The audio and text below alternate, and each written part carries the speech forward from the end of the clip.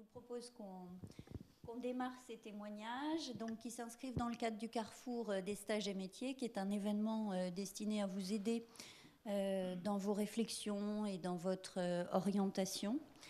Alors, je remercie nos diplômés de leur présence. Ils vont vous expliquer leur cursus, leur parcours, les stages qu'ils ont faits, l'emploi qu'ils occupent aujourd'hui. Et j'espère que leur témoignage vous permettra d'y voir plus clair dans les différentes opportunités professionnelles qui vous sont proposées. Voilà. Donc, notre premier témoin, donc, c'est Arnaud. Arnaud, bonjour et bienvenue. Merci pour votre présence.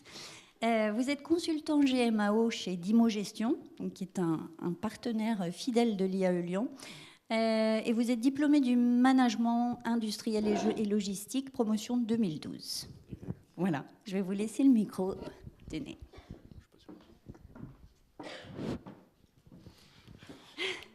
Bonjour à tous, donc du coup Arnaud Fayolle. J'ai fait toutes mes études à Lyon 3. Donc, j'ai commencé par une licence éco-G, bon, option maths, on s'en fiche. Et du coup, après, je me suis dirigé vers le Master 1, donc MOP, c'est toujours le même nom, et donc management des opérations. Et à la fin de ce Master 1, on avait le choix en fait de se diriger soit vers la supply chain, soit vers les achats. Donc mon choix a été complètement dirigé vers la logistique, donc la supply chain. Et donc du coup, en fait, la logistique c'est quand même très très varié. Et donc on peut travailler vraiment soit dans tout ce qui est partie méthode, process dans les industries, soit plus la partie logistique pure, donc tout ce qui est transport, entrepôt, et voire même se diriger un peu comme donc du coup comme j'ai fait, à la fois le côté SI, système d'information, et qui est relié du coup au process logistique. Et donc du coup, c'est ce qui a entraîné mon stage de fin d'études, où j'ai fait en fait, donc j'étais déjà consultant pour une boîte de WMS. Donc WMS, c'est un logiciel qui permet de gérer les entrepôts. Donc en fait, ça va nous dire quelles marchandises sont entrées dans notre entrepôt, lesquelles vont sortir, à quel client, sous quel format, lesquelles quantités, etc. Dans quel camion ça va, etc. Voilà. Et après, du coup, donc, après ce stage, je suis rentré directement, pratiquement chez Dimo Gestion. Donc, plus vraiment dans la logistique. J'avais le choix entre plusieurs offres. Et donc, j'ai gardé le même secteur d'emploi, donc le consulting, parce que je voulais, en tant que jeune diplômé, ne pas me cantonner sur une même entreprise, mais essayer de voir un paysage plus varié des entreprises, du monde de l'entreprise en fait.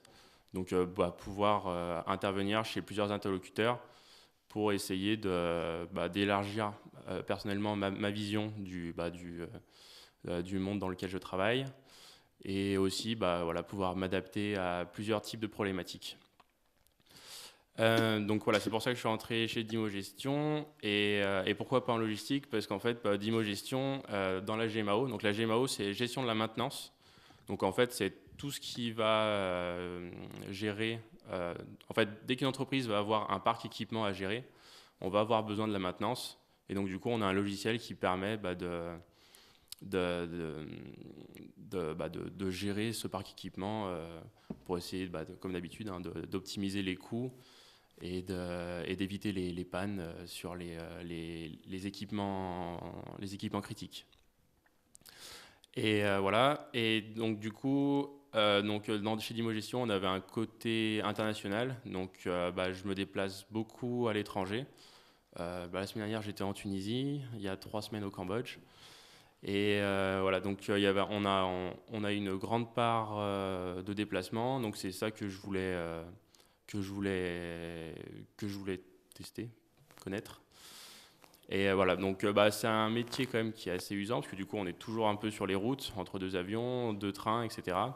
Mais du coup, on a la chance de connaître beaucoup de clients, de travailler sur beaucoup de problématiques et du coup de s'enrichir, je ne vais pas dire plus vite que la normale, mais de pouvoir s'enrichir sur plusieurs registres à la fois. Et puis voilà à peu près pour mon parcours. Donc je ne sais pas si j'ai été assez précis ou pas. Oui, vous êtes très clair, merci beaucoup. Juste, peut-être pourriez-vous nous décrire, pour aller encore plus dans le détail et pour que l'on comprenne encore mieux ce qu'est ce métier, peut-être pourriez-vous nous décrire une journée, alors, bon, je sais qu'il n'y a pas de journée type. Néanmoins, lorsque vous vous déplacez par exemple en Tunisie, que vous arrivez à l'aéroport avec votre petite valise, voilà, quelle est votre mission? Qu'est-ce que vous faites concrètement? Alors, donc du coup, en fait, comment ça se passe? Donc, on a des commerciaux qui vont vendre le produit. Donc, avant d'ailleurs, on a des développeurs qui vont l'écrire, enfin le créer en fait. Les commerciaux vont vendre le produit aux clients. Et une fois que l'offre est validée, nous, consultants, on intervient sur le terrain. Et du coup, notre mission, c'est de déployer le produit. Donc comment ça se passe? Il y a une phase amont, on va dire, de planification, donc plus en termes de gestion de projet, voilà, pour définir les étapes clés du projet. Ensuite, donc, on va essayer de faire ce qu'on appelle de préparer une base de données. Donc en fait, pour que le client puisse travailler, on va essayer de lui mâcher le travail au début en lui mettant toutes les données dont il a besoin pour travailler. Donc voilà, donc ça demande une phase de pilotage en amont. Ensuite, une fois qu'on va dire que ce premier paramétrage est fait, on va aller le former. Donc là, c'est souvent pour ça que je me déplace. Donc on va aller former le client, faire le paramétrage sur place avec lui, voir ses besoins spécifiques, s'il a des process un peu moins standards, comment on peut s'adapter, faire adapter notre solution avec leur process à eux. Et une fois qu'il est satisfait, on a le droit de partir. Et ensuite, du coup, ensuite, voilà, on va faire plus du suivi client. Et une fois que la partie projet est finie, donc en gros que le client est passé en production, c'est-à-dire qu'il va travailler sur la base de données, faire ses interventions, etc. Le projet va passer au support et c'est la hotline en fait qui va prendre la main sur si jamais il rencontre des bugs ou des problèmes de paramétrage, etc. Bon, après, ils ont toujours mon numéro de téléphone. Je suis assez souvent sollicité quand même. Merci beaucoup Arnaud, merci.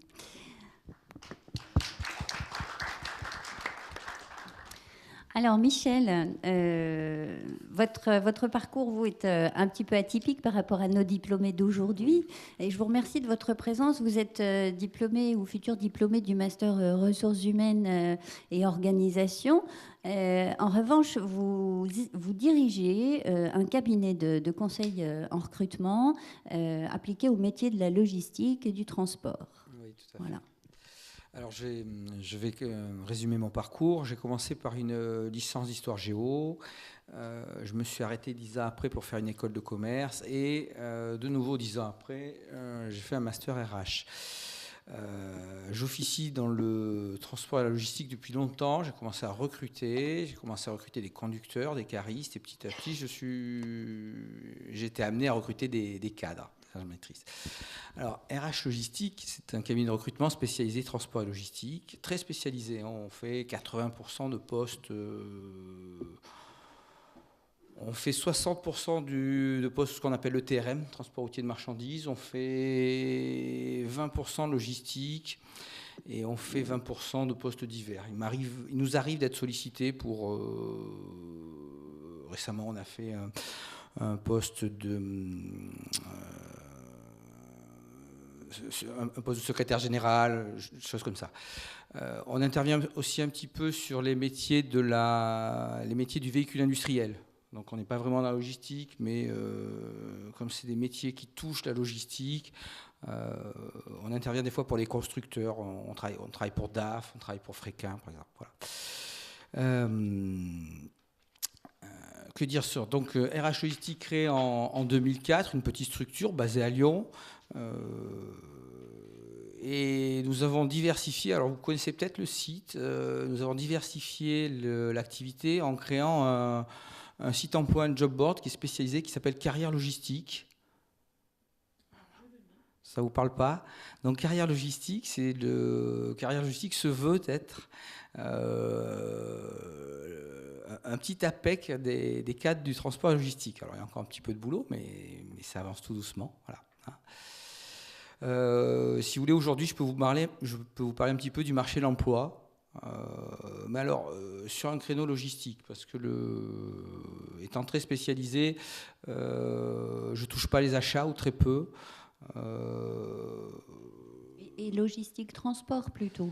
Alors, faut voir ce qu'on appelle logistique. Donc, on est plutôt dans la chaîne logistique. Nous sommes souvent interrogés sur des postes, comme tu disais, pure logistique, enfin de logistique d'entreposage. Hein. Donc, soit le transport au sens large, hein, multimodal, soit sur la logistique. Et sur la logistique, on est sur des responsables de site, on a de l'ingénieur logistique, on est interrogé sur des chefs d'équipe. Voilà, hein.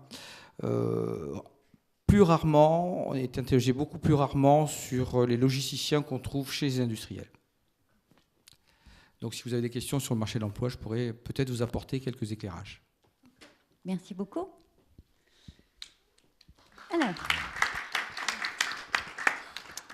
Roger Ketanjian, donc vous êtes diplômé de l'IAE Lyon à travers une maîtrise sciences de gestion que vous avez obtenue en 1981 et vous êtes aujourd'hui directeur d'agence dans cette entreprise, de cette très belle entreprise lyonnaise qui fait rêver beaucoup de nos étudiants et de nos diplômés, qui est Cégide. Exact. Bonjour à tous. Donc moi, eh bien, j'ai fait l'appellation a priori est toujours identique, hein, mais c'était pas une licence, c'était un DUG AES. Et après le DUG AES, eh bien, on passait un concours et puis on avait en 2 ans, dans 2 ans de plus, une maîtrise de sciences de gestion MSG. Donc ce parcours, donc j'ai eu ma maîtrise, ma MSG à 22 ans, donc en 1981. À l'époque, c'était Bac+4. Donc ce parcours, ce qui m'a beaucoup intéressé dans ce parcours d'études, d'abord, parce que je crois que maintenant, c'est plus MSG, mais il y a des Master 1, Master 2, donc on retrouve ce cursus, c'est que c'était un cursus qui n'était pas spécialisé, on n'apprenait pas un métier vraiment très précis, mais c'était un cursus qui ouvrait sur un nombre de métiers assez important. Il y avait 3 facettes, mémoire, de la compta, finance, de l'informatique, un nouveau métier, 81, et puis du marketing. Et donc, c'était très intéressant parce on avait des compétences sur ces 3 catégories de métiers. 81, donc après, on se spécialisait. J'ai choisi informatique. Donc, je pense qu'il doit y avoir des ressemblances maintenant avec les cursus gestion, Master 1, Master 2. 81, donc j'ai pour ma part fait du développement informatique pendant 3 ans. J'étais passionné, j'étais jeune. Je voulais créer des programmes. Je ne regrette pas du tout, c'était super. Et puis au bout de 3 ans, je me suis dit non, je ne me vois pas faire ça pendant 40 ans. Et donc, c'est là que j'ai rencontré la société Cégide, qui était une petite entreprise à l'époque. Je lui ai dit, moi, voilà, j'aimerais être commercial. On me dit, ouais, mais ça n'a rien à voir, le profil entre développeur et commercial. Donc, c'est un peu... Et puis, on me propose le challenge suivant, d'être consultant. On me dit, vous faites du consulting, comme du développement, vous avez un savoir-faire. Et donc, voilà, donc je démarre. Je suis consultant, formateur pendant 3 ans. Donc, par le cursus dont j'avais bénéficié, j'étais très bien formé aussi pour faire du consulting.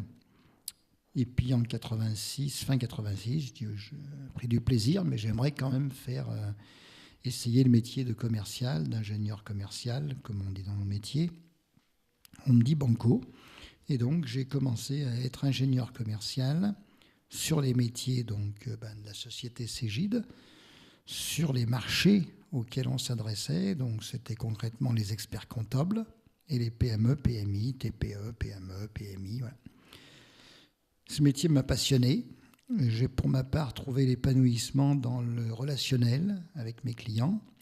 Pour moi, être commercial, c'est pas passer tous les 4 ans pour renouveler les machines ou voir. Non, au contraire, c'est une relation qui, avec le temps, s'instaure, se développe, une relation de confiance.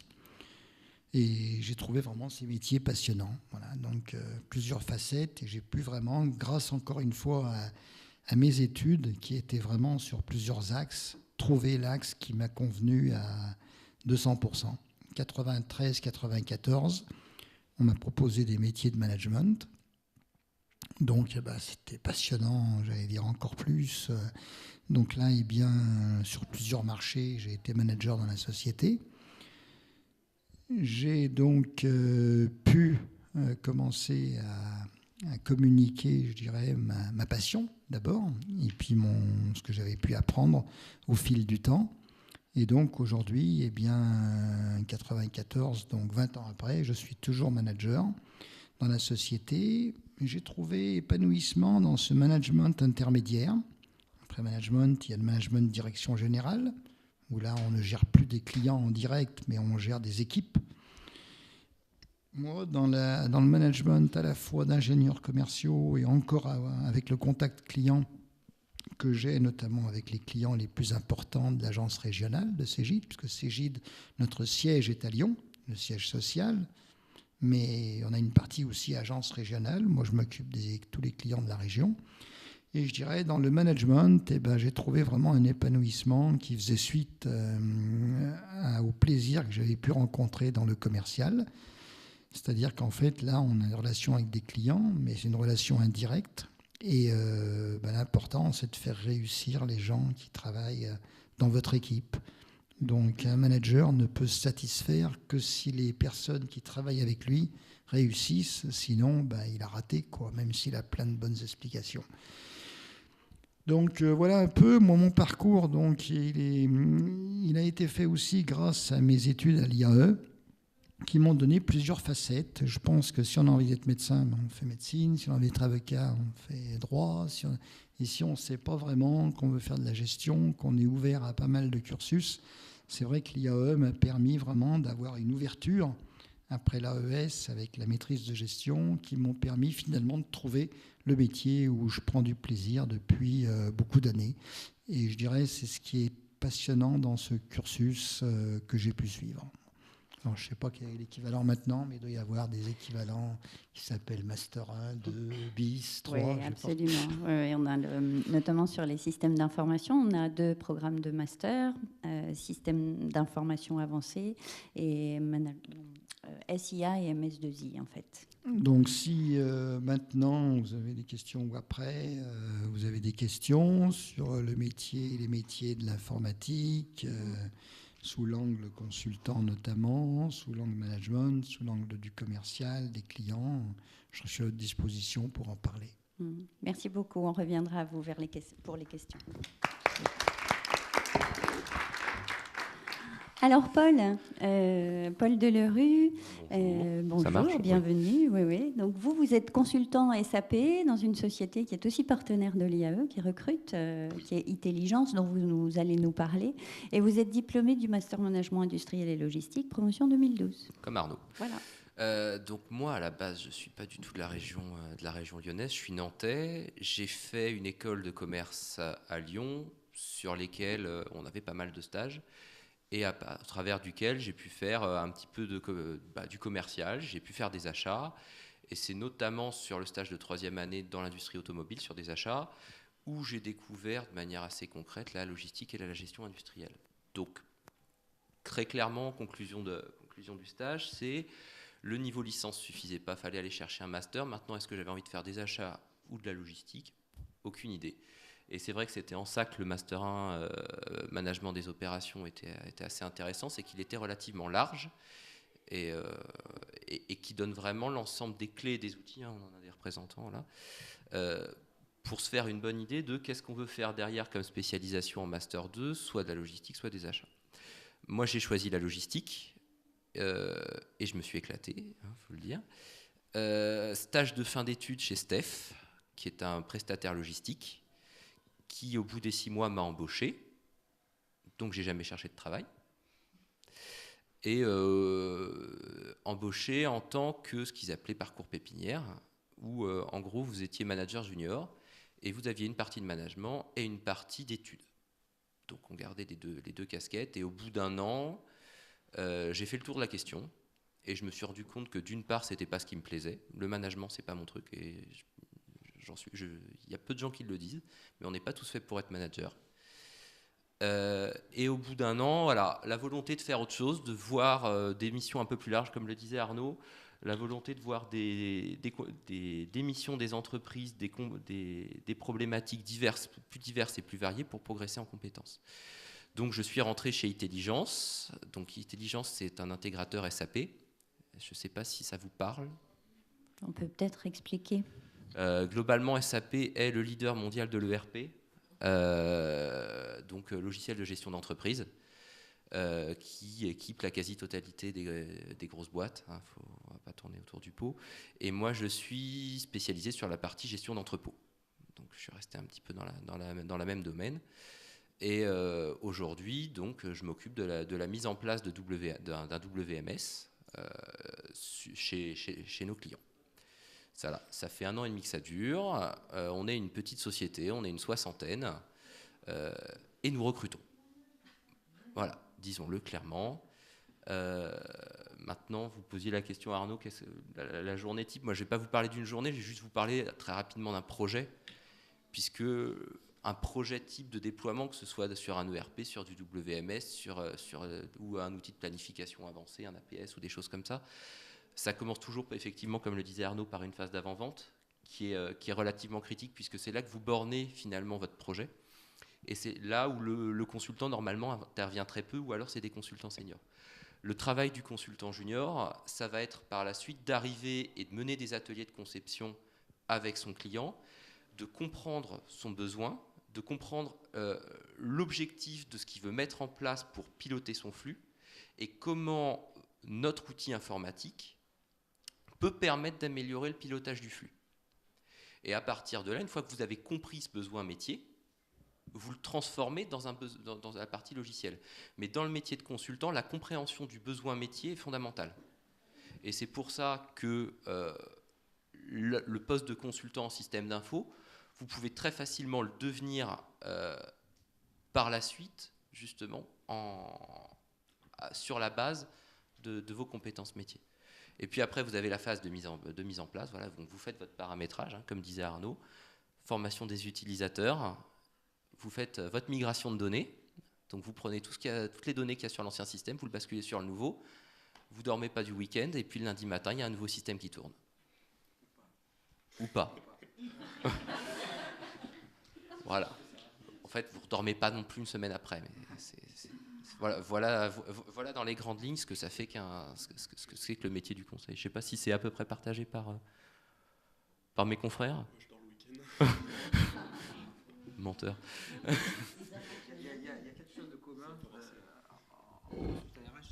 En fait, on part d'une problématique. On est souvent interrogé sur une problématique. Alors là, c'est une problématique pour mettre en place un WMS. En général, un consultant, on va l'interroger, une entreprise va l'interroger parce qu'il y a une problématique et puis il faut trouver une solution. Et on est censé avoir une expertise, ou pas. Donc on va écouter le client, on va avec lui essayer d'établir un diagnostic. Et on fait souvent quelque chose que ne fait pas toujours l'entreprise, c'est qu'on va formaliser. On va formaliser la problématique. Et puis en fonction de notre expertise, on peut proposer une solution. Hein. Voilà. Enfin, où je te rejoins, c'est ça. Formaliser pour voir pour piloter. Ça vous rappelle des choses. Hein. Donc voilà. Merci infiniment, Paul.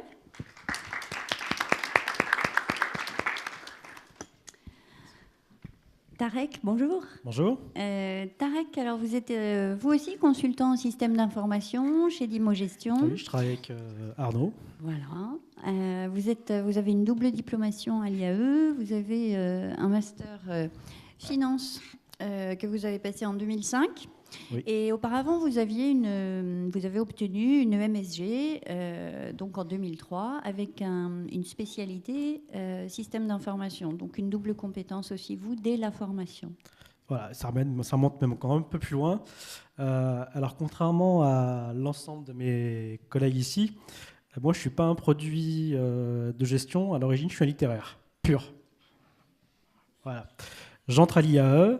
Double DUG, à l'époque c'était des DUG, éco-gestion et LEA, donc forte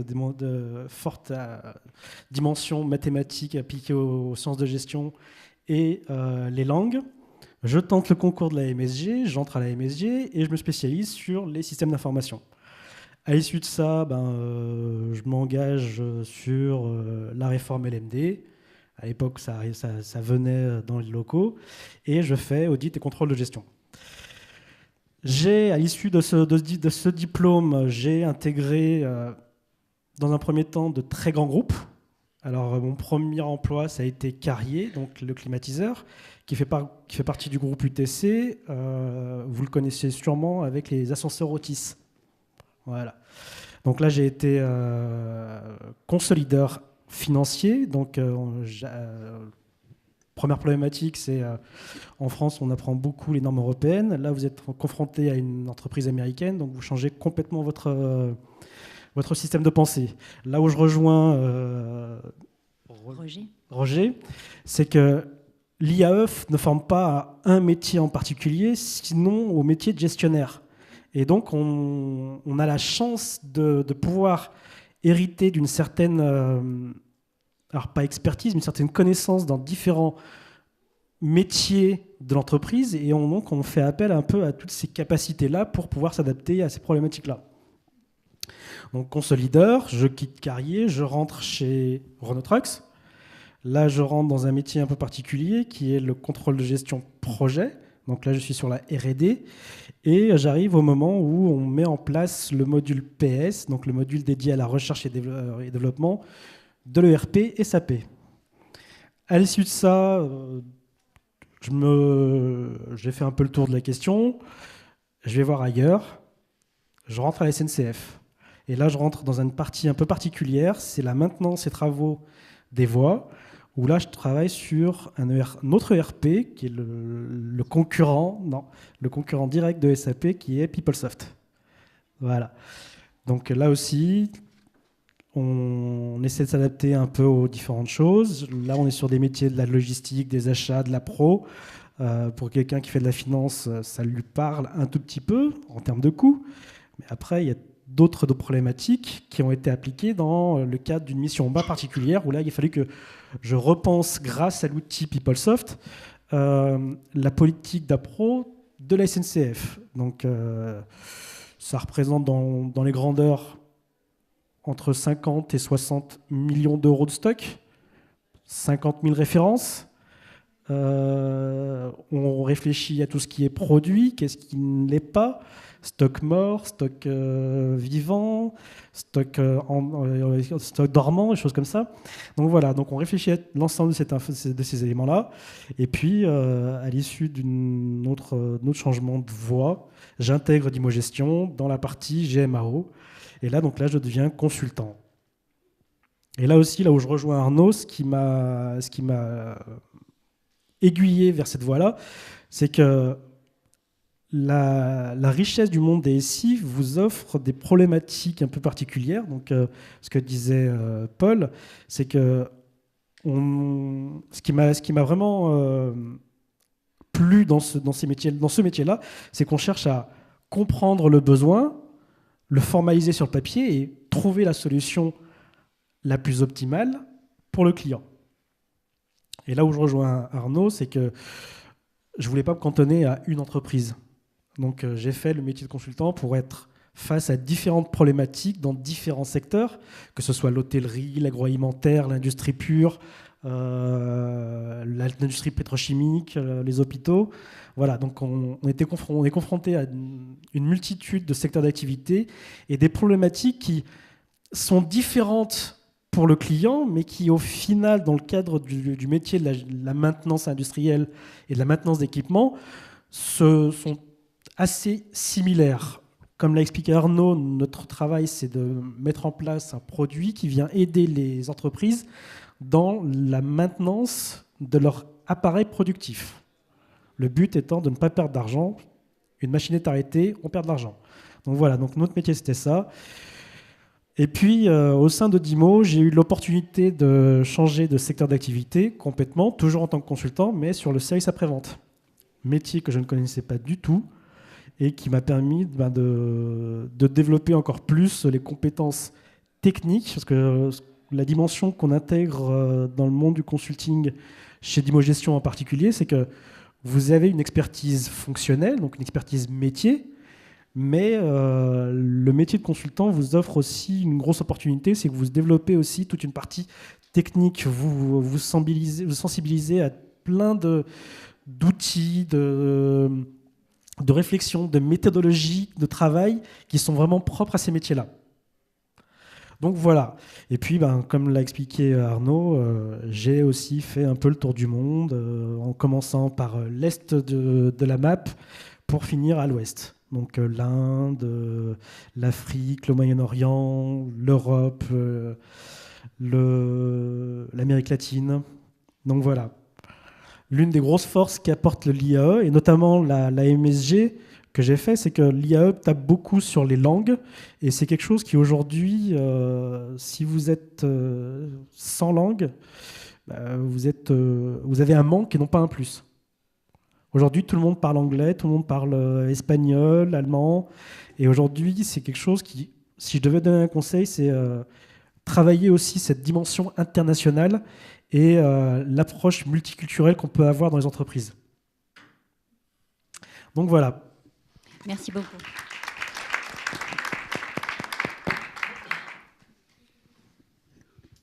Alors, Moncef Kafi, merci d'être présent. Vous êtes, vous, diplômé du Master Management des industries pharmaceutiques et technologiques et technologies médicales, promotion 2013.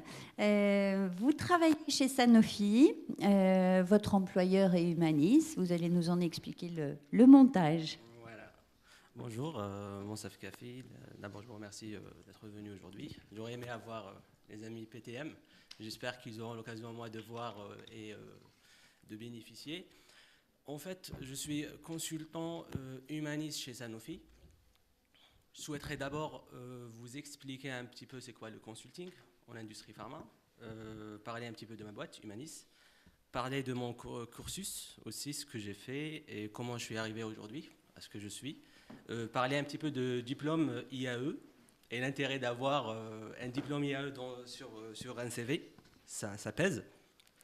Et en dernier, en fait, je voulais parler un petit peu du réseau. Du coup, on va voir par étapes. En fait, aujourd'hui, consultant en industrie pharma, il faut savoir avec la conjoncture actuelle de recrutement et de l'industrie pharma, je pense que vraiment, c'est une constatation de ce que je vois. Plus de trois quarts des CDI en industrie pharma sont en consulting.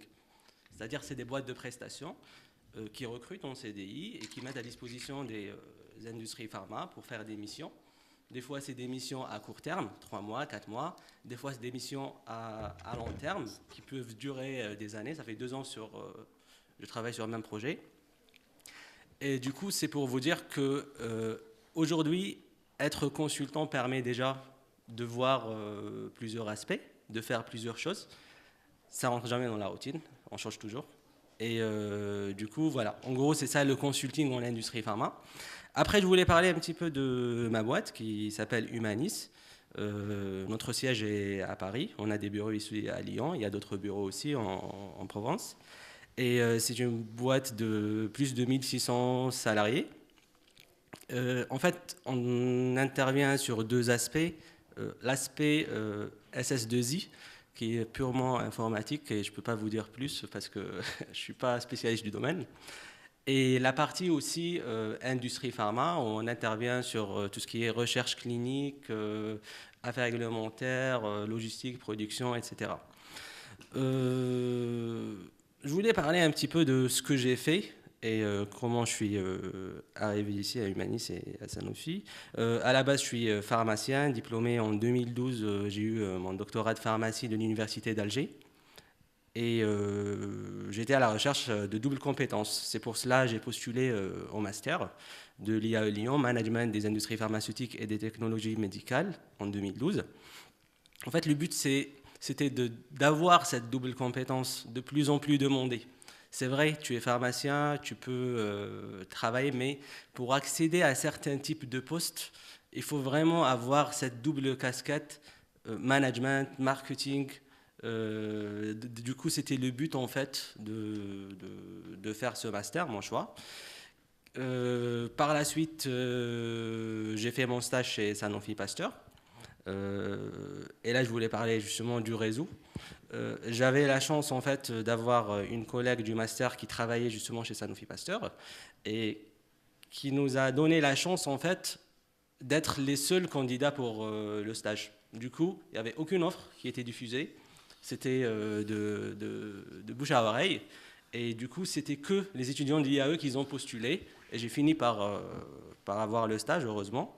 Et pour parler un petit peu plus du réseau, et c'est en fait la partie réseau, c'est pas forcément, je parle pas de moi, industrie pharma, mais je parle de tous les masters. C'est très important en fait. Avoir un réseau, moi par exemple, cette année, l'année dernière, pardon, du coup la promo qui était après, j'avais un ami. Il n'y avait même pas des concurrents de l'IAE. Je le connaissais, je sais qu'il cherchait un stage, qu'il avait un peu de retard pour trouver un stage. J'ai entendu parler d'un stage qui correspondait plus ou moins à son profil. J'ai directement dit, voilà, j'ai un CV, je connais quelqu'un. Ils m'ont fait confiance entre parenthèses, parce qu'ils savent que j'avais la même expérience. Et ils ont pris le stagiaire qui est aujourd'hui en CDI, qui a signé son CDI, ça fait 2 mois. C'est juste pour vous dire que l'intérêt de réseau, de parler de vous, d'essayer de vous construire pour parler de vous en fait. Si vous voulez postuler, en fait, si j'ai un conseil à vous donner, si vous voulez postuler à un stage ou au futur à un boulot, en fait, chaque offre a son CV et sa lettre de motivation. Le recruteur reçoit centaines, voire plus de CV et il cherche des mots-clés.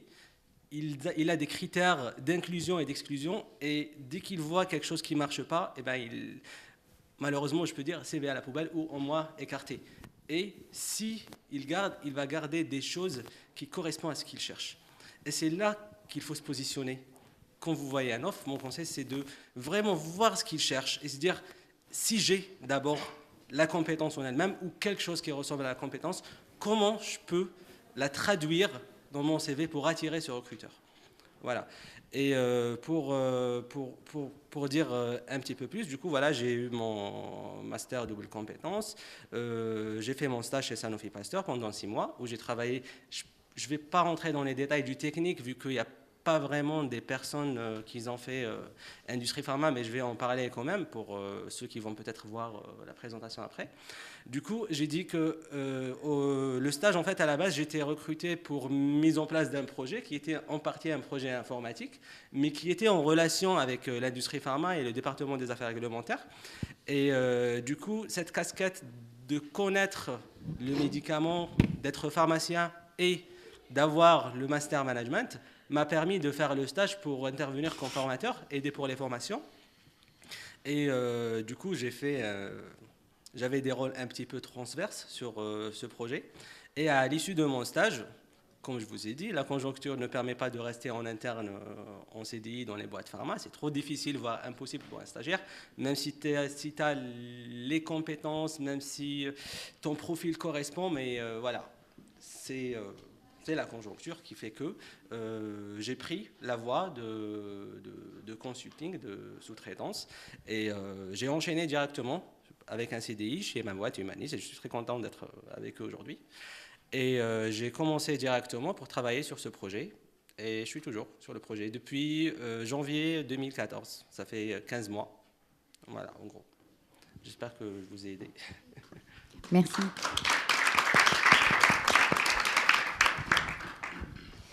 crois juste qu'un des points sur lesquels c'est que dans ces métiers-là, il y a très peu d'offres d'emploi en CDD, en intérim. Je ne sais pas si...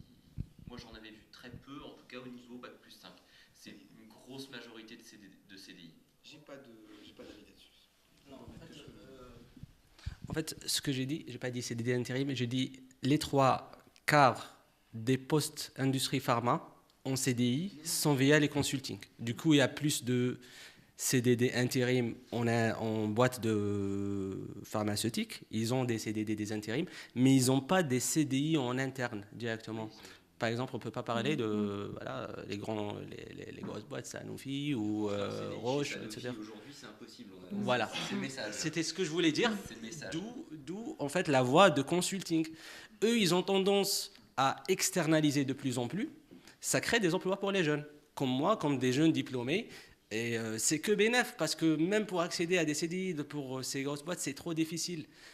Quand ils cherchent des personnes avec 10 ans, 15 ans d'expérience sur une expertise vraiment précise. Alors que nous, le fait d'avoir cette opportunité de faire du consulting, ça nous permet de créer un CV, de créer un réseau. Et ça va venir d'ici 4, 5 ans, voire 10 ans.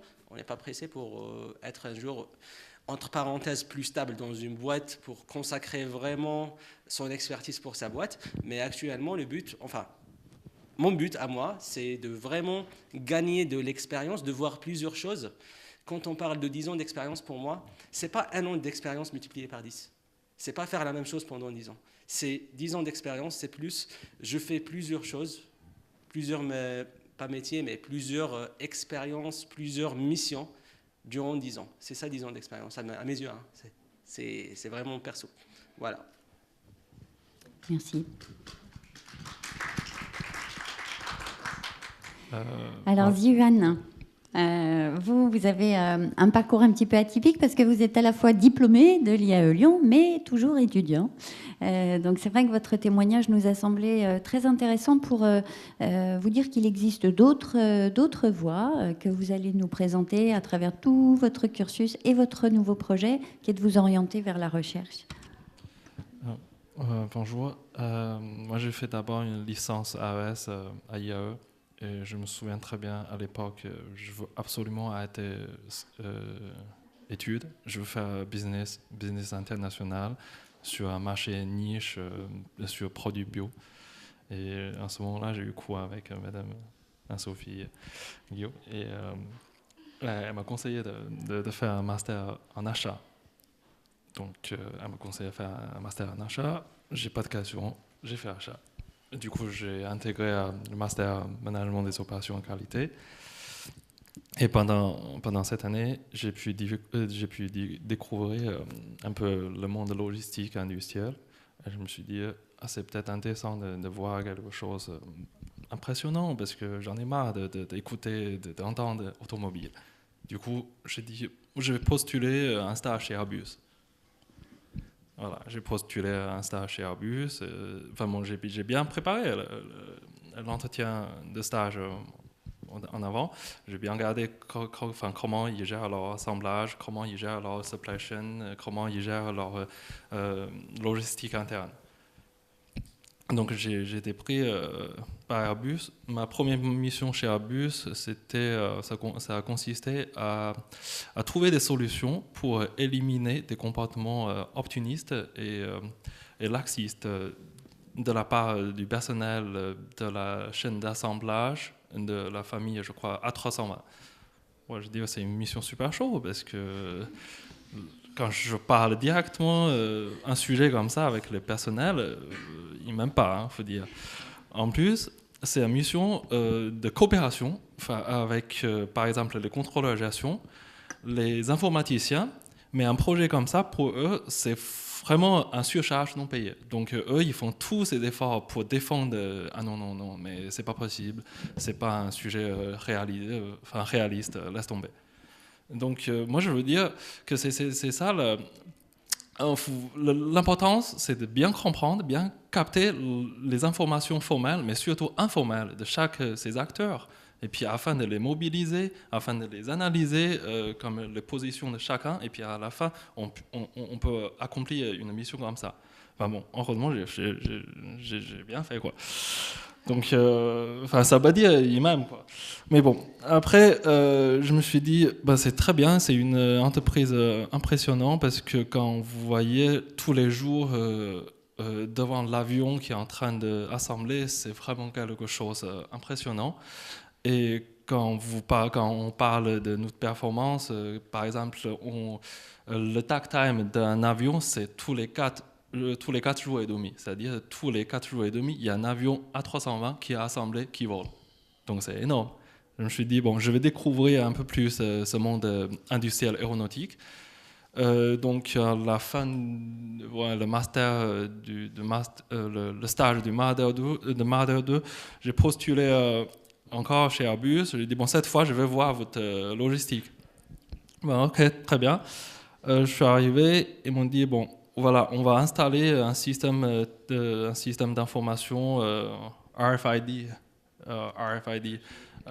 une application technologique. Mais cette fois, c'est encore plus difficile parce que j'ai besoin de travailler non seulement avec les managers, les personnels du centre logistique d'assemblage, mais aussi avec les ingénieurs de différents pays, de différentes divisions. Il y a Airbus Toulouse, des gens d'Airbus Toulouse qui viennent, il y a des gens d'Airbus Hambourg qui viennent, et il y a des informaticiens locaux chinois qui sont là pour un projet vraiment coopératif entre le langage purement logistique et le langage purement informatique.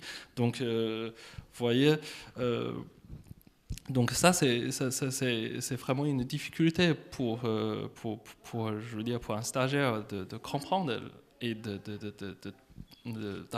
d'interpréter ces langages. Et puis,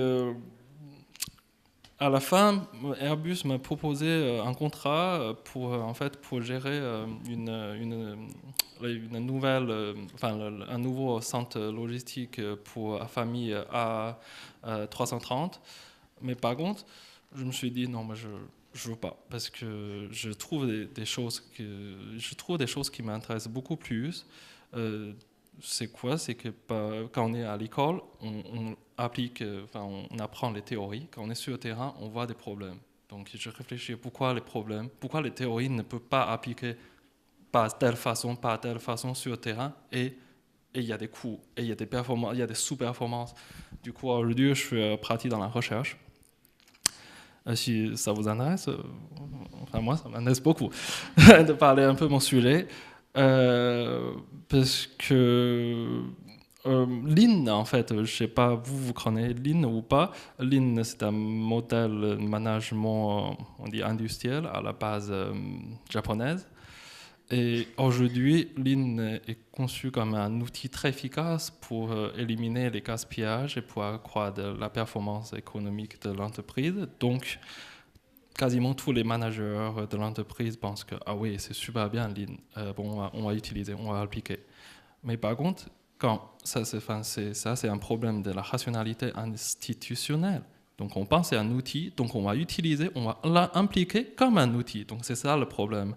Donc ça engendre un problème que l'application de Lean, il reste toujours au niveau superficiel, et que le coût humain, l'essentiel humain est complètement ignoré, et en même temps ça engendre des impacts négatifs sur les personnels, comme des stress, comme des maladies professionnelles, et en même temps ça crée des risques et ça crée des coûts pour l'entreprise. Donc mon sujet, ça va plutôt vers je vais identifier quels sont exactement ces coûts, ces impacts négatifs du Lean, et après je vais étudier comment les réduire afin d'impliquer Lean de façon correcte.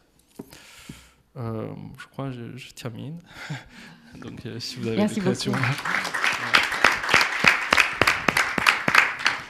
Les impacts négatifs, c'est des impacts négatifs sur les ouvriers de production.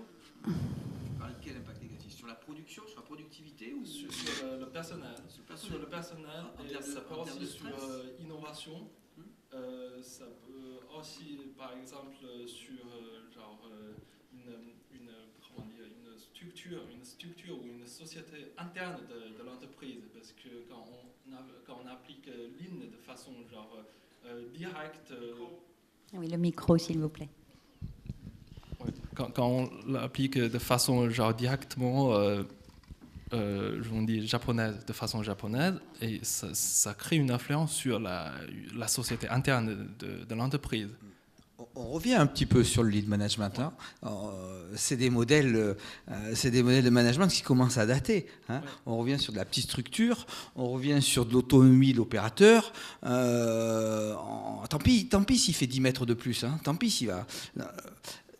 Pour à la sortie avoir une productivité qui est finalement meilleure. Hein. Oui, ces modèles de management ont finalement montré leurs limites. Hein, demain, si on avait à créer une entité industrielle, on s'en servirait peut-être plus. Hein, oui, je suis d'accord. Ça c'est très c'est même idéal, parce que moi je suis chinois, vous êtes français. Comment on peut utiliser, nous deux pouvons appliquer une modèle ni japonaise, ni française, ni chinoise dans une entreprise. Il n'y a que nous deux, sans changer de façon d'application, sans introduire une formation ou une communication correspondant à nos cultures, surtout interculturelles. Vous voyez, je ne critique pas le lean management, je cherche juste comment on peut mieux appliquer. C'est ça. Oui, voilà. Oui, j'avais compris. Ouais. Ça. Comment on peut l'appliquer dans une philosophie du lean management sans avoir les inconvénients. Voilà. Enfin, essayer d'en avoir le moins possible les inconvénients. C'est aussi idéal. On essaie d'en avoir le moins possible les inconvénients. Voilà.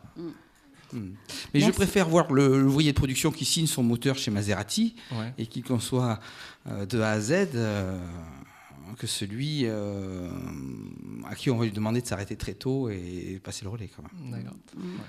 Alors, je vous rappelle, juste pour rebondir sur les propos de Zivan, que lundi 9 mars, entre 11h30 et 14h, vous avez des tables rondes métiers qui vous sont proposées par des professionnels, et dont une qui est dédiée à l'enseignement et à la recherche. Donc, si c'est une piste que vous souhaitez découvrir, et je vous y invite fortement, donc inscrivez-vous sur les programmes que vous avez reçus par mail, ou sinon, faites-nous un petit signe et on vous renverra ce lien pour les inscriptions.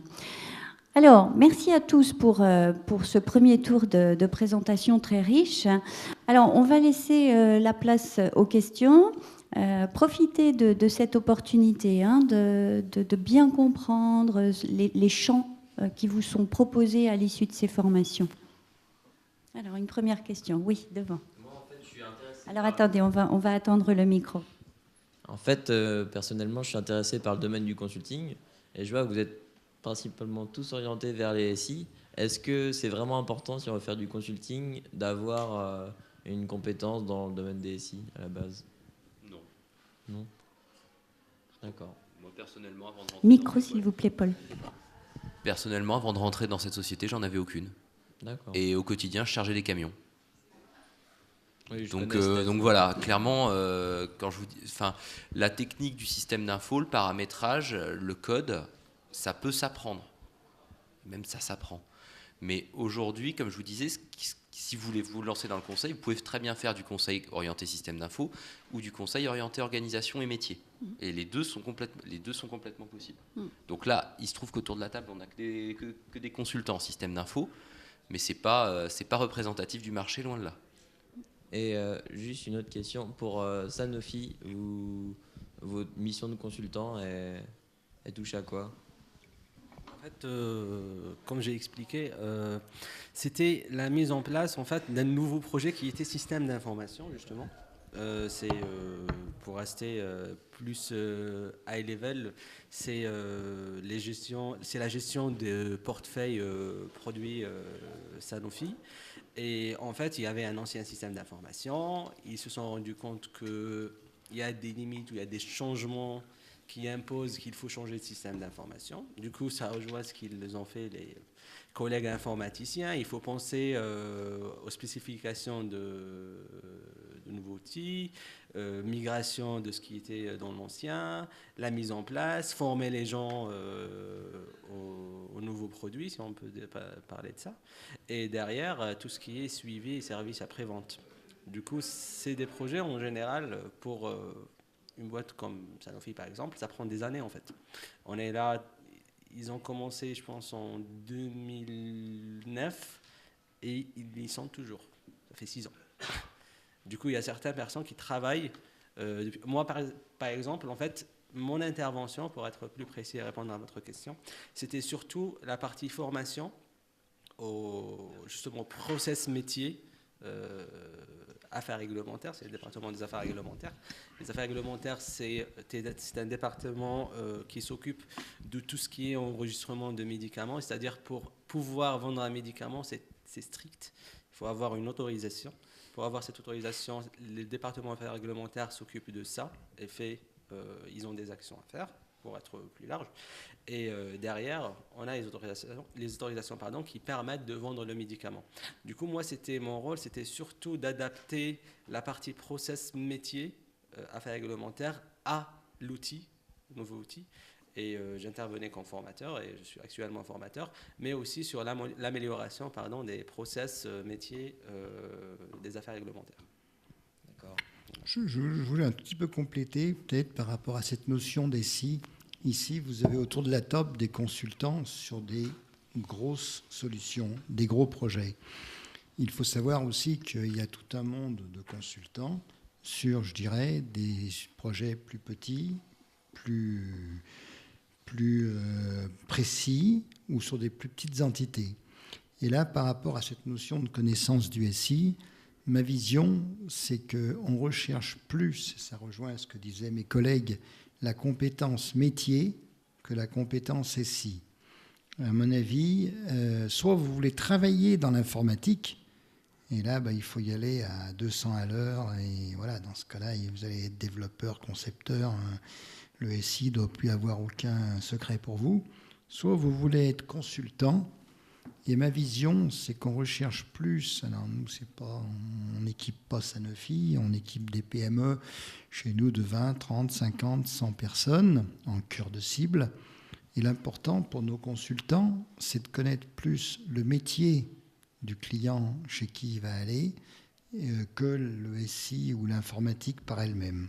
Quand on est consultant, vraiment, on doit amener cette plus-value qui permet de comprendre. On parlait de compréhension du milieu où on met les pieds. Quand vous allez chez un client, si vous ne comprenez pas ce qu'il vous dit, au bout d'une demi-heure, on ne va pas y arriver, quoi. Donc cette notion de métier est très importante, je crois. Si vous faites de la finance et que vous êtes consultant, vous serez un bon consultant en finance, en compta. Si vous faites du supply chain, si vous faites de la logistique, vous apprendrez toujours les paramétrages du SI. Ça sera assez facile et assez facile à intégrer. Par contre, si vous ne connaissez pas le métier, rapidement, votre client se dira, ils m'ont envoyé un branquignol qui ne connaît rien, donc on ne va pas y arriver, quoi. C'est mon avis, en tout cas.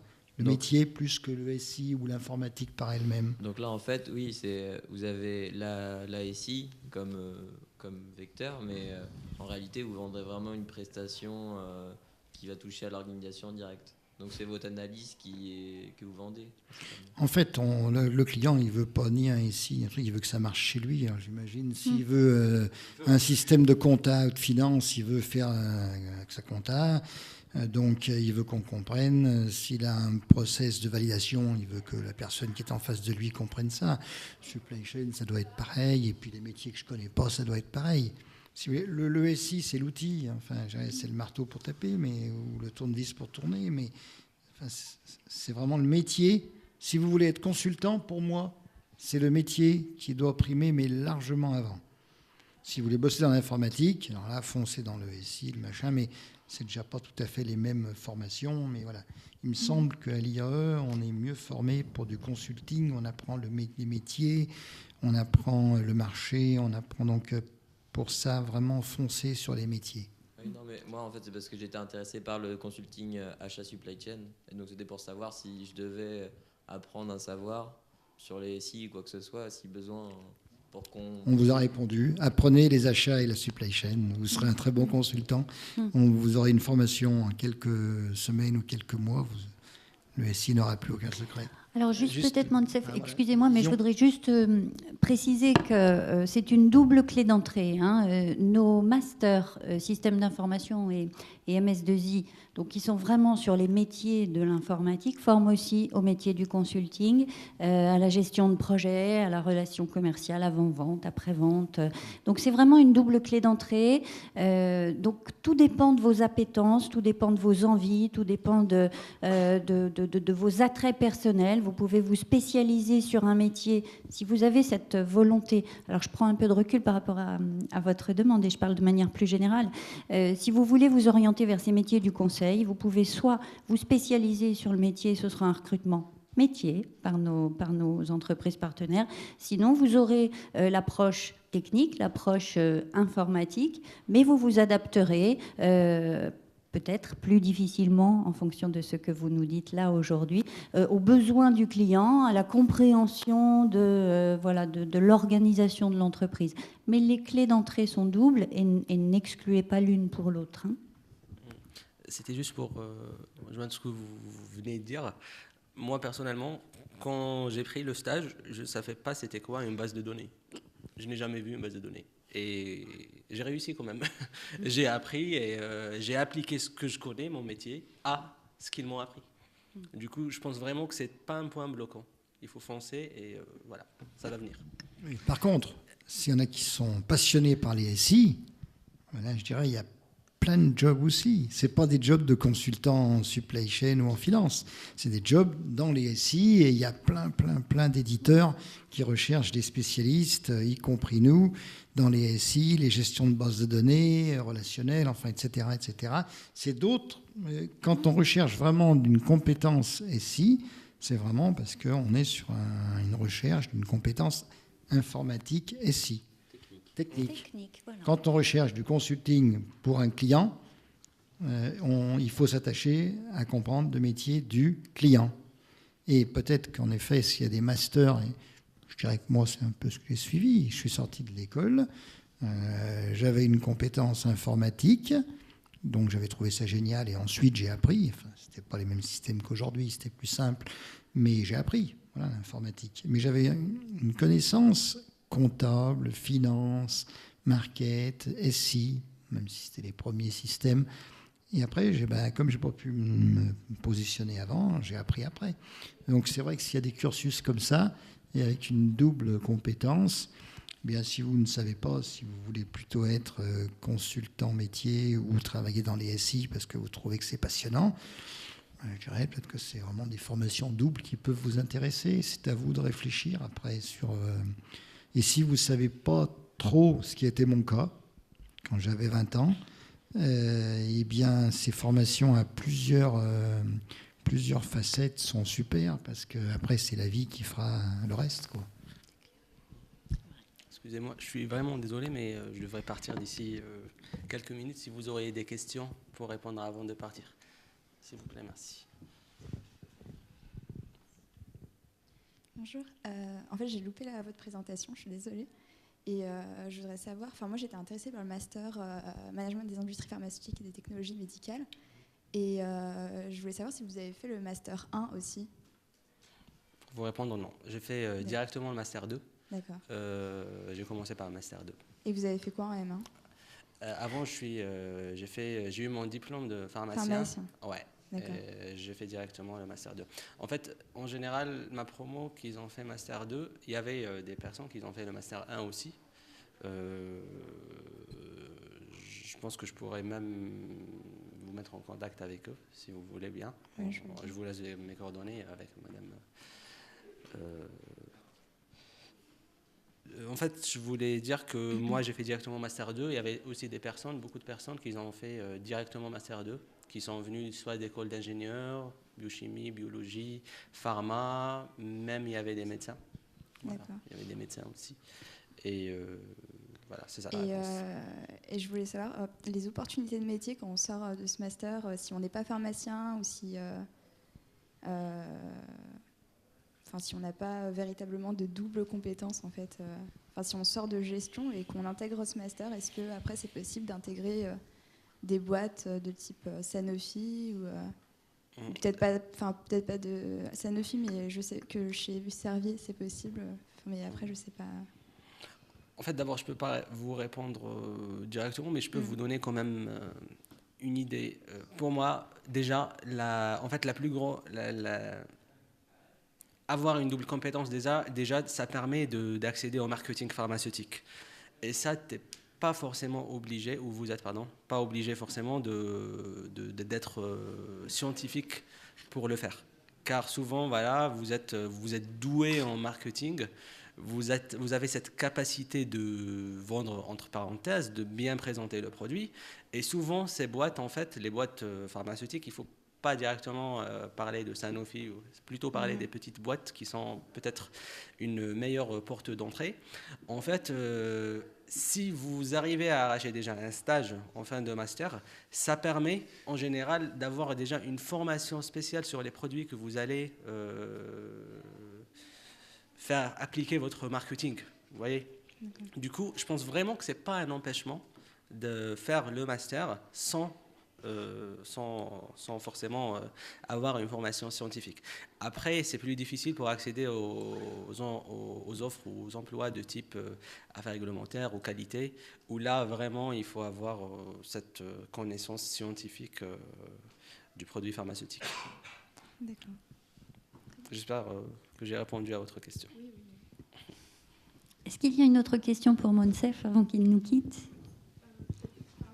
On va vous apporter le micro. Alors bonjour, Coralie Cavallero en licence 3 à EAS. Et en fait, moi j'avais une question, plutôt deux questions, mais plutôt sur vos avis de professionnels. C'est que j'envisage de m'orienter en master 1, équipe et qualité. Donc c'est plutôt du management d'équipe qui intègre la notion de qualité en entreprise. Et donc ma première question, c'était déjà de savoir si vous, en tant que professionnel, vous avez déjà dans vos entreprises cette notion de qualité qui apparaît de plus en plus. Et du coup, ma deuxième question, c'est que je voudrais avoir une double compétence en fait. Donc ce serait plutôt de m'orienter sur un master supply chain. Et c'était de savoir s'il y avait plutôt une compatibilité du coup entre management d'équipe et qualité et management de supply chain. Corrigez-moi si je me trompe, mais le management équipe et qualité, c'est ISEA. Oui. Ginov, oui, c'est notre centre Ginov. C'est pas le modèle classique de. C'est le truc qui est enseigné qu'à Lyon 3, qui a ses avantages, hein, mais moi j'ai pas d'avis là-dessus. Bon. Alors, tant mieux. Je le connais pas. Maintenant, tous ceux que je connais qui l'ont fait, ils ont trouvé un boulot derrière. Ouais. Moi, je connais bien, hein, pour le coup, je vais pouvoir vous en parler. Mais... La notion de qualité, elle est fondamentale aujourd'hui, quoi. Enfin, toute société industrielle, telle qu'elle soit, doit être certifiée ISO 9001. Enfin, une grande majorité en tout cas. Donc, maintenant, la qualité dans la supply chain est un élément, mais un élément parmi tout le reste. Juste pour... le micro et Monsef peut-être avant de partir, puisque vous nous quittez. Mais Michel, excuse-moi, mais Monsef doit nous quitter, donc on va juste le laisser intervenir. Ouais, je suis désolé. Je voulais juste apporter une dernière réponse avant de partir sur ce sujet. En fait, qualité aujourd'hui, surtout, je parle de mon domaine, l'industrie pharma, c'est la chose qu'il ne faut pas toucher. Ils permettent tout sauf de toucher à la qualité de médicaments parce que c'est la vie de l'être humain qui est mise en jeu. Du coup, qualité en industrie pharma, c'est vraiment la clé.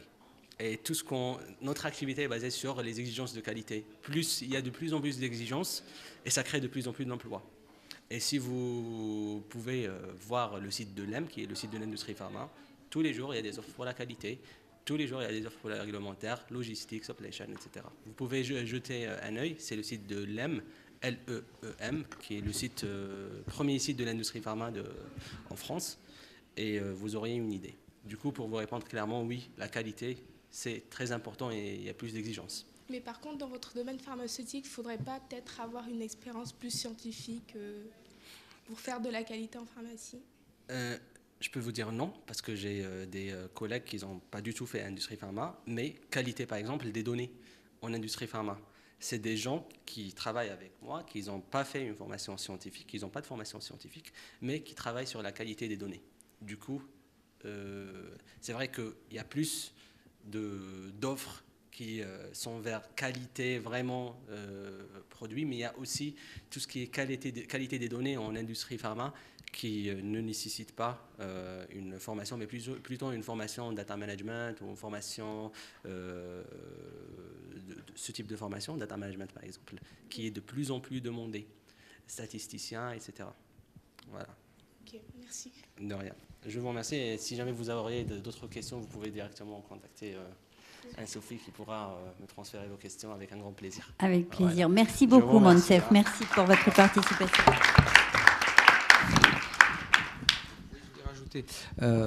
Je pense qu'une double spécialisation peut être intéressante dans la mesure où qualité, on risque d'embrasser trop large et à un moment qui embrasse trop mal les trains.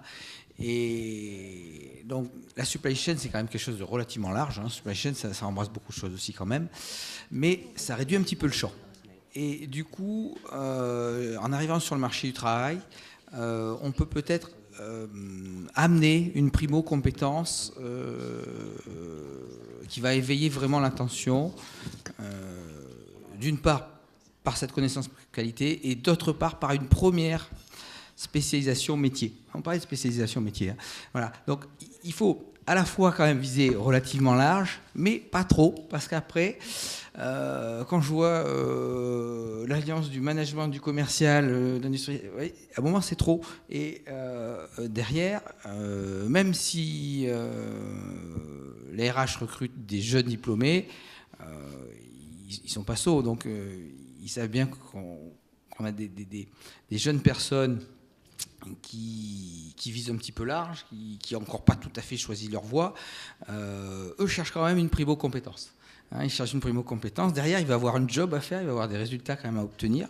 Il va avoir de la formation. Mais donc, large, oui, mais quand même pas trop. Hein. Et je trouve relativement judicieux cette double primo-compétence.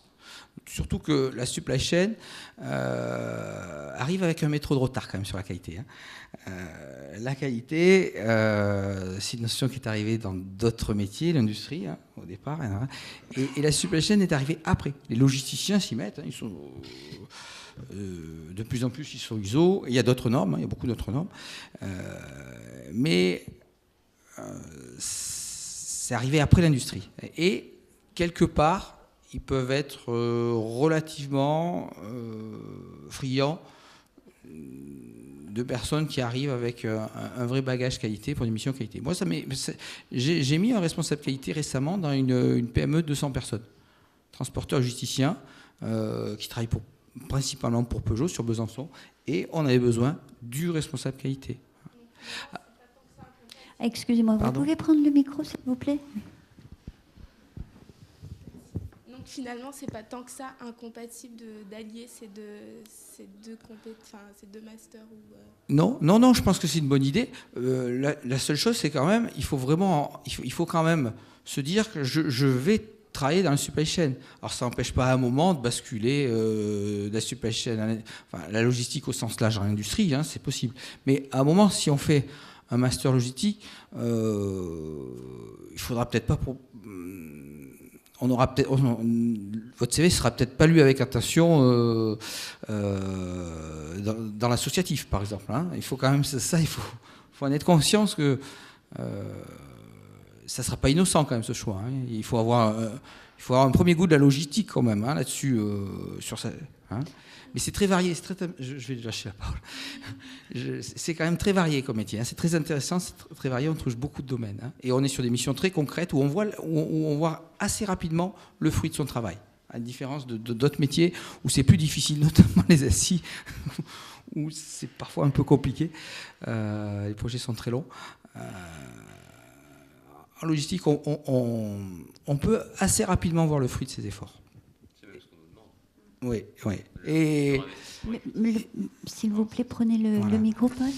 Une dernière chose quand même, l'importance des stages derrière. Hein. Quand on recrute un jeune diplômé, il y a sa formation, il y a son master, mais faites très attention aux stages, parce que les stages sont pris comme des premières expériences.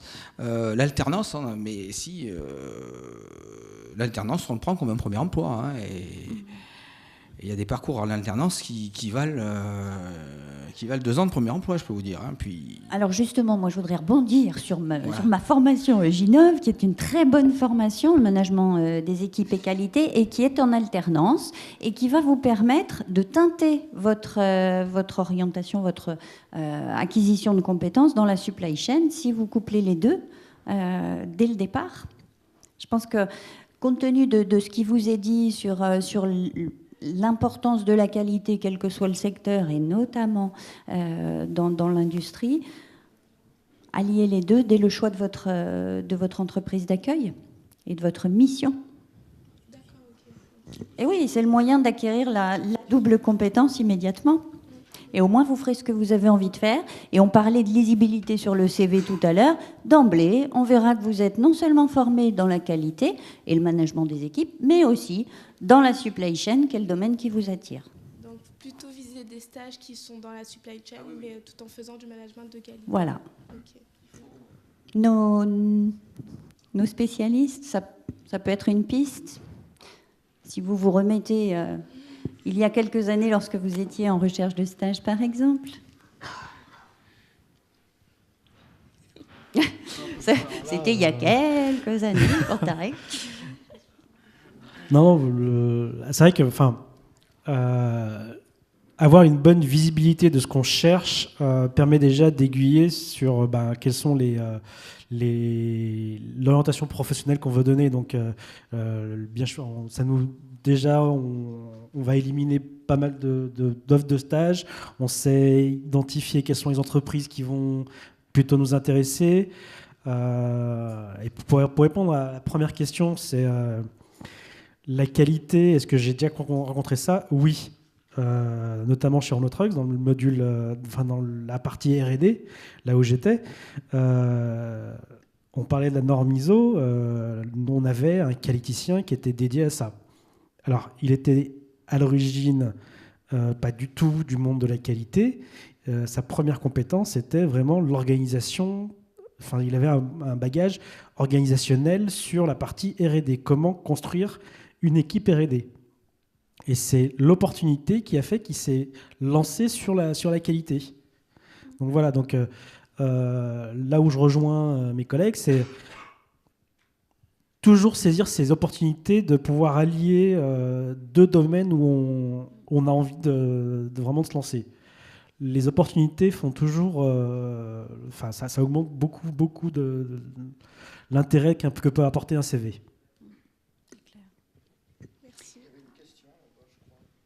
Alors, une autre question.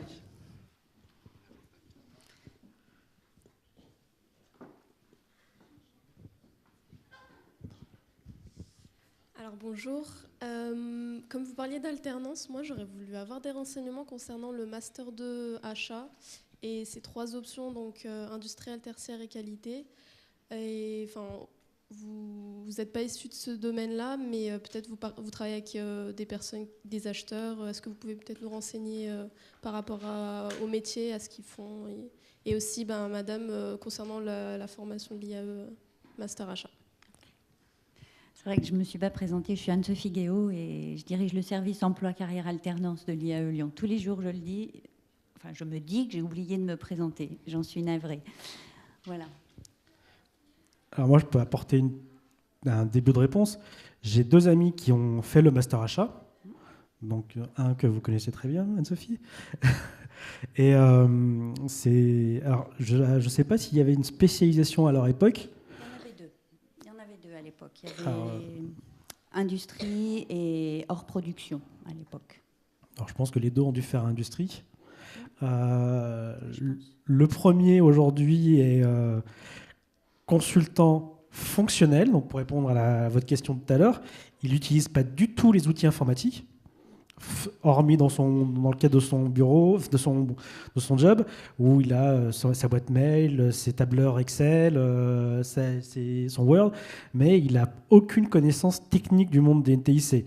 Et donc aujourd'hui, lui, il est consultant organisationnel achat, industrie, vraiment tablé sur l'industrie. Il a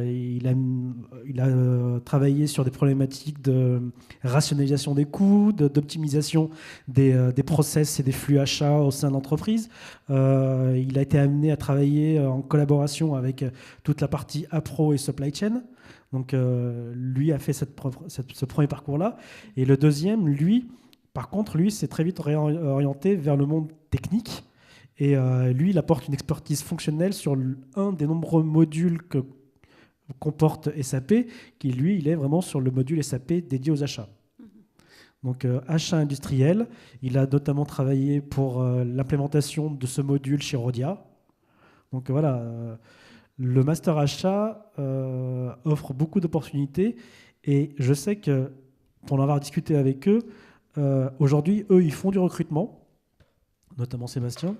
Il est amené à faire du recrutement, et dès qu'il voit le mot alternance accolé au master achat, peu importe qu'il soit de Lyon ou d'une autre ville, hein, mais déjà il apporte un plus grand intérêt au CV qu'un autre.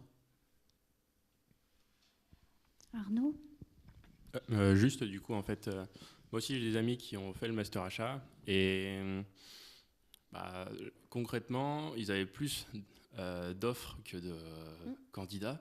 Donc ils ont eu un choix relativement large sur les alternances à avoir. Et l'intérêt aussi de l'alternance, c'est que ils peuvent viser beaucoup plus facilement des grands groupes. Donc moi, mon ami était chez EDF. La plupart étaient dans des grands groupes comme ça, en fait.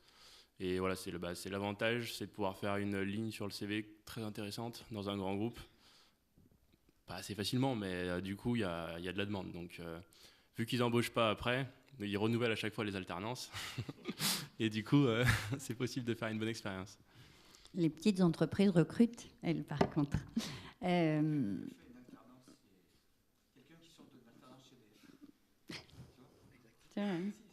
vrai.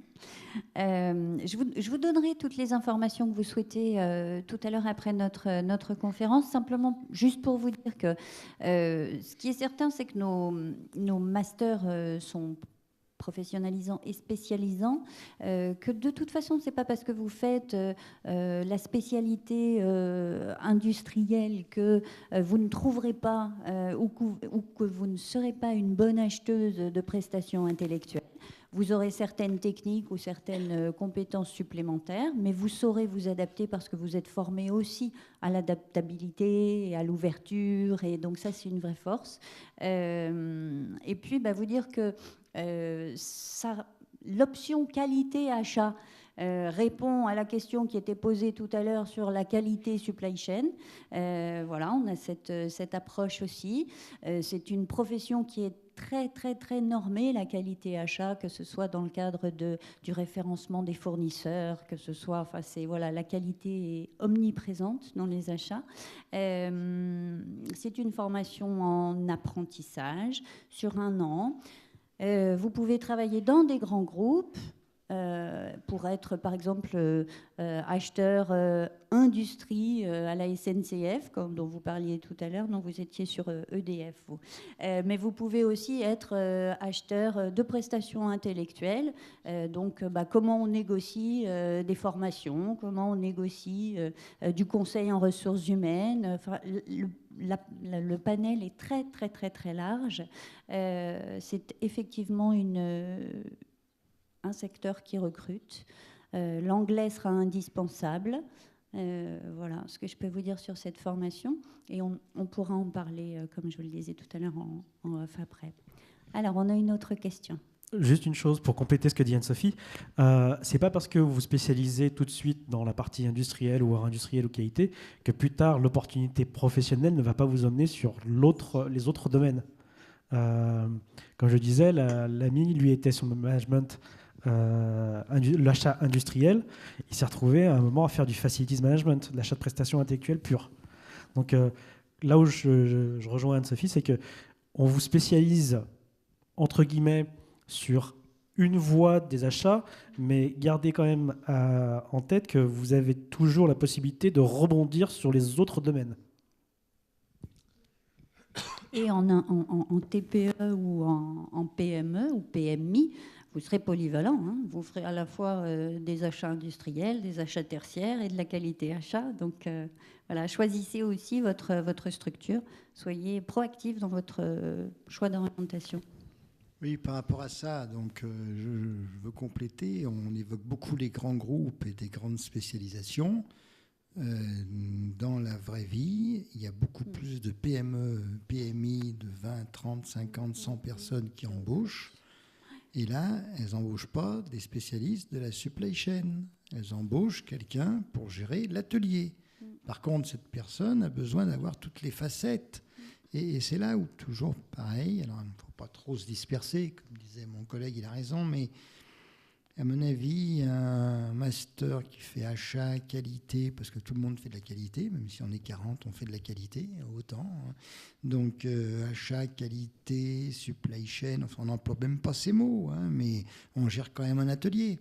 Donc, la vraie vie après, dans le monde du travail, c'est aussi beaucoup de PME qui embauchent, et elles embauchent quelqu'un qui n'a pas une spécialité précise sur un modèle, comme on évoquait tout à l'heure. Enfin, la vraie vie, c'est quelqu'un qui gère tout, quoi, hein, qui gère l'atelier.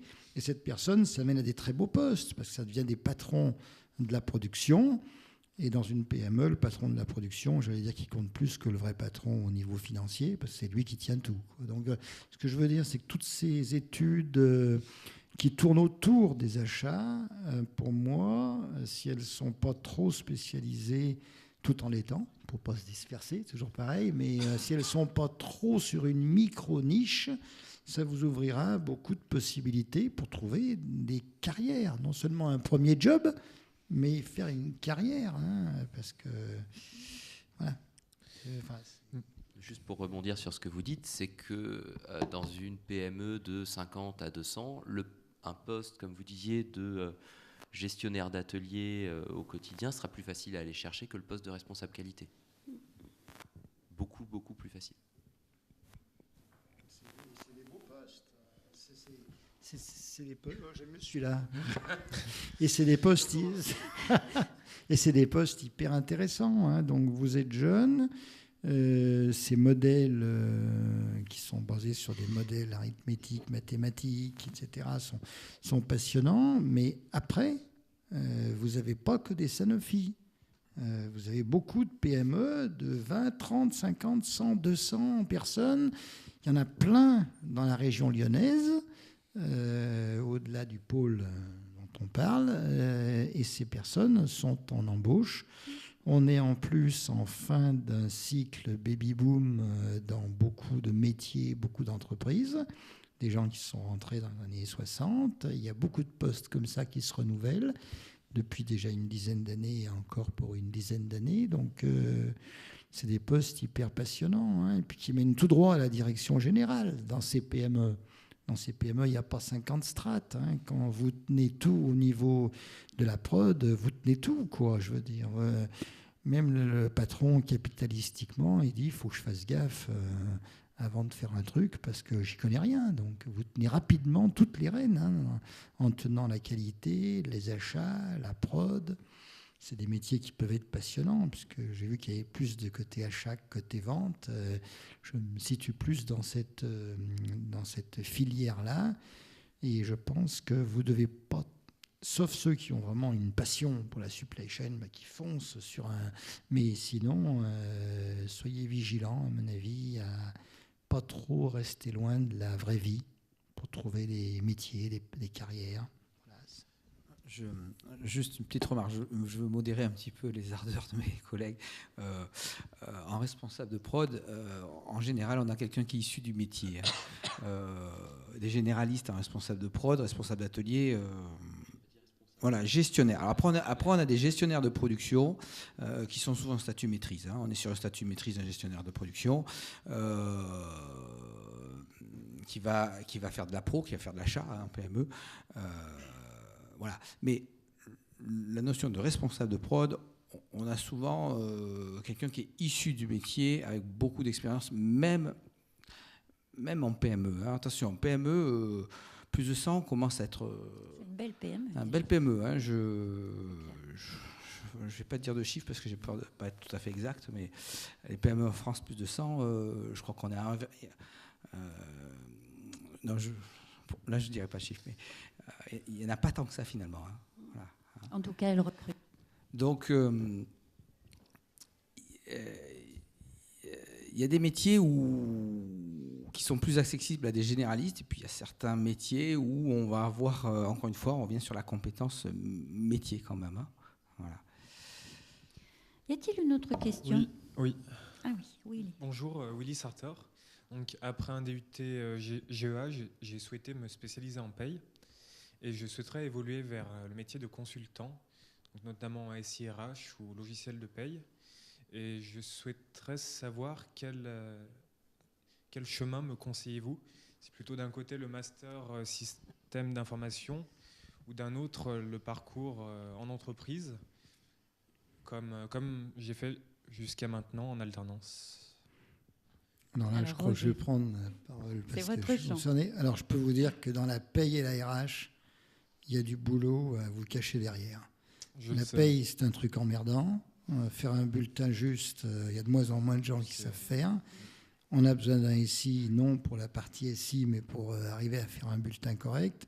Quant à la partie qui suit derrière, tout ce qui est RH, c'est des grands mots RH, mais gestion du personnel, hein, voilà, sans employer des grands mots là encore. Oui, RH, ok, mais dans la vraie vie, gestion du personnel, gestion des formations, gestion des carrières, il n'y a pas besoin d'être 500 pour ça. Hein, donc une PME gère les carrières de ses collaborateurs. Sinon, qu'est-ce qui se passe? C'est qu'elle garde les moins bons et elle perd les meilleurs. Enfin, je veux dire, donc une gestion de carrière, une gestion des formations, c'est tous des modules de gestion de personnel qu'on peut appeler RH, mais c'est tous des modules qui intéressent au plus haut point. Après, je ne connais pas exactement le meilleur cursus actuellement. Ce que je peux vous dire, c'est que globalement, tous les cursus qui vous mènent à ces professions-là, derrière, c'est hyper open et vous avez vraiment de nombreux débouchés. Tout ce qui est RH aujourd'hui, de plus en plus, on réalise, on commence pas, on a réalisé depuis quelque temps déjà que c'est important. Si on veut garder les meilleurs dans une entreprise, il faut savoir donner de la perspective, il faut savoir former les gens, il faut savoir investir sur eux. Et puis, il y a celui sur qui on a beaucoup investi puis qui part, c'est la vie, hein, il a son parcours. Mais si on n'investit pas et si on ne gère pas les personnes, toutes les entreprises ont compris qu'on perd les meilleurs. Et donc, aujourd'hui, c'est une vraie préoccupation. Après, le cursus exact, le meilleur, je ne sais pas lequel c'est. Ce que je peux vous dire, c'est qu'aujourd'hui, il y a différents cursus qui existent, mais tous donnent de nombreux débouchés. Si ça vous plaît, parce que c'est... Faut que ça plaise, hein, mais si ça vous plaît, c'est... Le métier de la paix me plaît, mais plutôt sur un court terme. À plus long terme, je préfère m'orienter vers le métier de consultant, parce que je vois plus d'opportunités et plus de diversité aussi dans le métier en lui-même, notamment avec les nouvelles technologies ou les S2AS qui se développent actuellement. Et vous parlez de consultant en RH ? En logiciel RH. Logiciel RH. En logiciel. Vous savez, quand il y a beaucoup de demandes dans la RH, il y a de plus en plus de boulot dans le logiciel RH. Quoi, hein. Je vois chez nous, maintenant, on a carrément toute une business unit qui est organisée autour de la RH. Hein. Donc, chez nous, comme chez d'autres, aujourd'hui, comme il y a de plus en plus de demandes, il y a de plus en plus de logiciels pour répondre à cette demande. Alors bien sûr, il y a des modules aussi chez mes collègues dans les gros ERP, mais aujourd'hui, chez nous, on a vraiment des offres complètes, donc des consultants, donc, etc. Dès lors que vous avez une demande qui est forte, vous avez une offre qui est importante au niveau des logiciels. Tarek ? Pour reprendre ce que disait Roger au début de ce jeu de questions-réponses, le seul conseil qu'on pourrait donner, c'est vraiment se spécialiser dans le métier de la RH et de considérer les SI uniquement comme un simple outil. Oui, d'accord. Donc le métier, je l'ai acquis un peu durant mes 2 années d'alternance. parce que j'étais à la fois gestionnaire de paie, là, actuellement en cabinet d'expertise, et l'année dernière plutôt dans une grosse boîte, donc en gestionnaire RH global. Et maintenant, c'est pour ça que je souhaiterais plus m'orienter vers le SI. Mais je me demandais si un master peut être opportun, ou sinon commencer directement en tant que consultant junior sans effectuer de master, peut-être SI.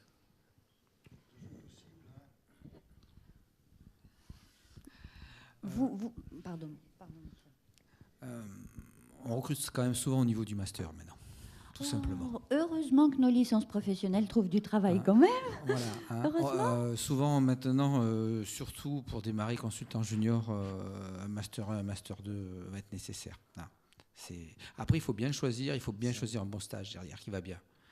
Oui, c'est pour ça, c'est un peu un sujet tabou, parce qu'une licence professionnelle n'est pas forcément faite pour continuer en master.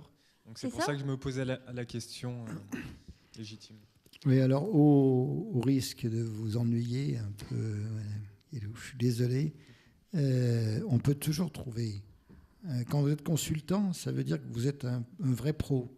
Qu'on vous envoie chez des clients à 1 000 € la journée et sans doute beaucoup plus chez mes collègues qui ont d'autres spécialités.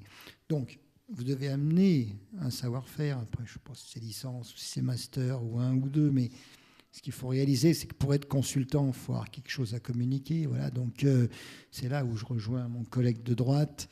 À moins d'être junior, il faut un savoir-faire. Enfin, on va vous lâcher. Vous allez arriver comme le vrai pro de la RH dans une entreprise qui paye relativement cher. Moi, je crois qu'aujourd'hui, il faut faire des études un petit peu. M'excuse.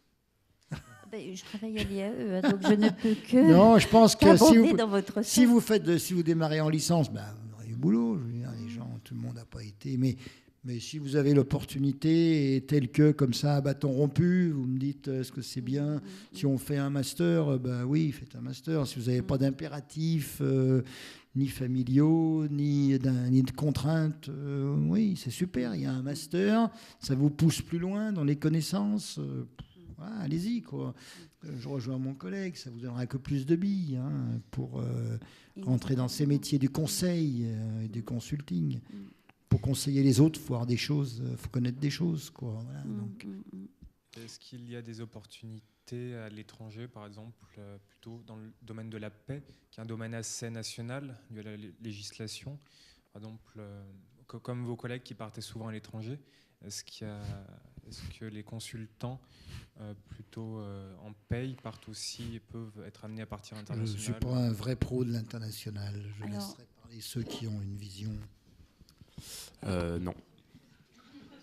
Alors, en même temps, il y a beaucoup d'offshoring en paye. Il y a énormément d'entreprises qui délocalisent le traitement de la paye, notamment sur la Tunisie. Donc, le volet international peut se trouver... Pardon ? Ah oui, c'est de l'international, malgré tout, vous êtes à l'étranger et vous avez énormément de sociétés qui délocalisent. Par contre, après, vous ne serez pas sur un poste de consultant. Donc, vous serez sur un poste de manager ou d'animateur paye. Voilà. Donc, pour répondre à votre question, le taux d'insertion professionnelle à l'issue de cette licence pro est excellent. Vous le savez, il doit avoisiner les 100%. Et si on n'est pas à 100%, c'est parce que nos étudiants ne souhaitent pas rester dans l'entreprise dans laquelle ils ont fait leur formation.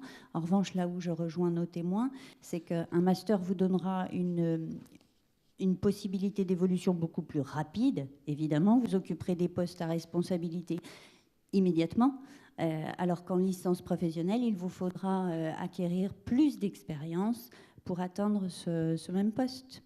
Par contre, la question, c'était de savoir est-ce qu'avec cette expertise métier en paye, qui aujourd'hui est assez peu répandue finalement, puisqu'on forme très peu de candidats, alors qu'il y a une très très très forte demande. Est-ce que cette expertise métier peut conduire à un poste de consultant métier dans une de vos organisations?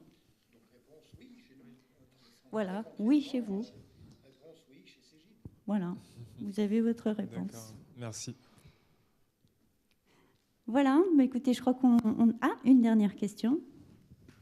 Bonjour, Jacques Hitsang. En fait, je suis diplômé d'une école de commerce en 2013 Et je voulais savoir en fait si ça peut être un désavantage d'avoir été entrepreneur en fait.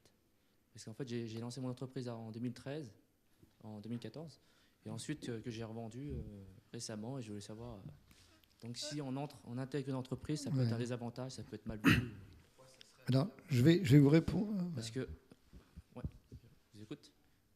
Je vais vous répondre parce que j'ai eu le cas il y a très peu de temps. J'ai cherché quelqu'un qui soit un relais sur l'Auvergne, puisque chez nous c'est Rhône-Alpes-Auvergne déjà. Donc il me fallait quelqu'un. J'avais différents CV. J'ai trouvé quelqu'un qui avait monté son entreprise, qui n'avait pas aussi bien réussi que vous, puisqu'il ne l'avait pas vendu. Il a raté. Et j'ai trouvé que c'était super.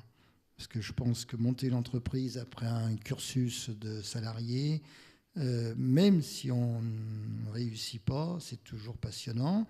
Ça n'est pas le mien, le cursus, mais je le respecte et je crois que tout le monde le respecte.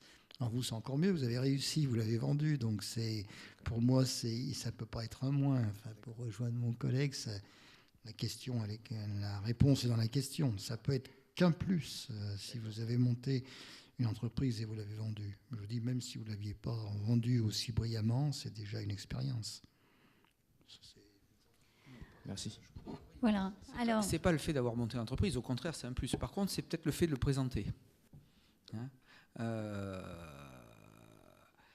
Si on sort d'un master et en même temps on a monté une entreprise, on s'est arrêté 2 ans et on reprend un master 2, enfin 2 ans une entreprise, je ne sais pas. C'est une question de présenter la chose. Il faut bien présenter la chose. Si vous postulez aux mêmes offres d'emploi qu'un Master 2 qui sort, il ne faut pas que cette entreprise soit pénalisante en se disant non, on ne va pas le recruter lui parce qu'il a déjà des prétentions. C'est ça, c'est sur ça. C'est souvent une question de forme. Mais ça peut être qu'un plus. Puis il faut voir ce que ça vous a amené concrètement ou pas. Parce que c'est pas parce qu'on monte une entreprise que ça amène forcément quelque chose aussi. Bien sûr. Voilà. Merci. Voilà, alors il est un tout petit peu plus de 14 heures. Avant de remercier encore une fois nos témoins, je tiens à vous rappeler donc le 12 mars, jeudi prochain, de 12h30 à 17h, on organise un forum entreprise. Donc si vous êtes en recherche de stage ou d'alternance pour l'année prochaine, soyez présents. Soyez présents à cette manifestation qui se déroule au Salon des Symboles, donc sur le site de la Manufacture. Voilà. N'oubliez pas non plus les tables rondes métiers et le speed coaching qui est organisé par nos diplômés du DU Coaching qui vous aide à vous poser les bonnes questions pour avancer dans vos choix d'orientation. Voilà. Alors, messieurs, je vous remercie chaleureusement pour vos témoignages, pour vos apports précieux, vos éclairages qui, j'en suis certaine, serviront à nos étudiants. Merci du temps que vous nous avez consacré aussi, parce que vous êtes avant tout des professionnels. Donc, merci beaucoup et j'espère à très bientôt.